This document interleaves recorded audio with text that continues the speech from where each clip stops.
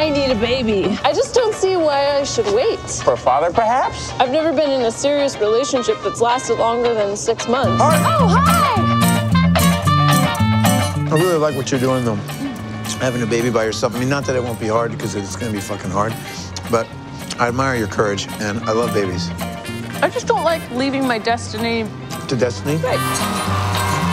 Are you okay? I'm in love with you, and I don't want to be married to Georgette anymore. Wanted to return your book. Take off your clothes. 5, 4, 3, 2, 1. Do you want to hear your horoscope? No. He's totally self-absorbed while I do every single practical thing. It's too bad you can't give him back to his ex-wife. Well, it's obvious that you're still in love with him. What the hell are you playing at? That there might be an opportunity to get the two of you back together. So, Leave. Leave. leave. Okay, I'm leaving. Okay, Leave. sorry. leave your husband like any normal human being. Because it would be such a waste. I'm in. Really?